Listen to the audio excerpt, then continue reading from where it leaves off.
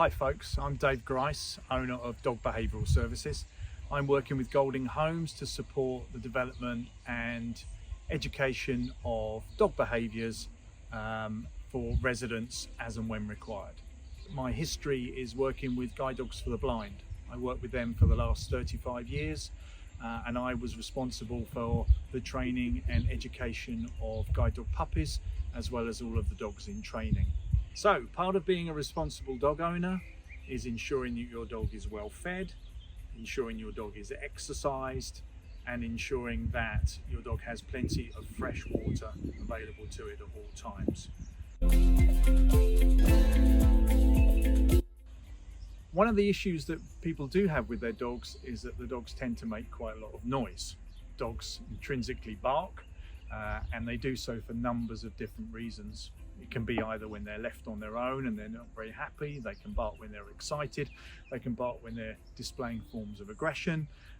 So understanding your dog and the reasons why it's barking are really important to get to the bottom of and to help manage the behaviours that you require. I know we expect our dogs to bark from time to time, but we also need to remember that this can be a little bit of a nuisance to other people, particularly if they're not very dog friendly, or they're trying to sleep, or the dogs are interfering with their day-to-day routine. Keeping a dog quiet is an important function of an owner, but it needs to be done with calmness and kindness. Understanding why your dog is barking is really important to getting to the bottom of this problem. Think about the enrichment your dog gets within its day-to-day activities. Is it getting lots of activity? Is it getting lots of exercise? Is it getting lots of things to stimulate its brain? Quite often dogs will bark if they're bored or unsettled or uncomfortable.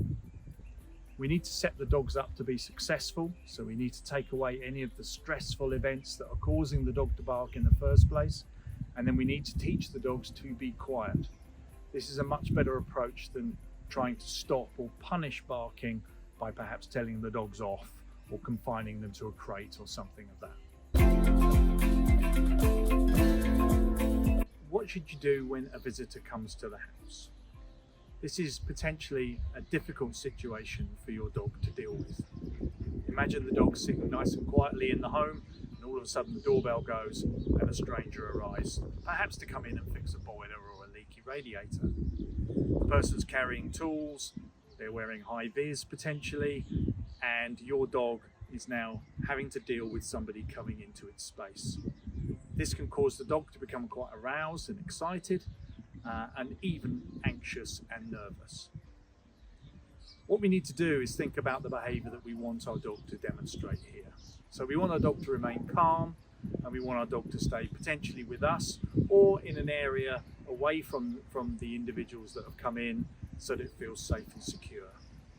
So always put your dog on a lead when answering the door, and then you have your dog under control. Or if you can't do that, segregate your dog and put your dog in another room. It's your responsibility to make sure that nobody gets hurt in this situation. If your dog does have any antisocial behaviour towards people, usually when they visit, then make sure that you've informed the person that's coming in and what to do and how you are going to manage that situation. Keep everybody safe. So just a quick topic around toileting.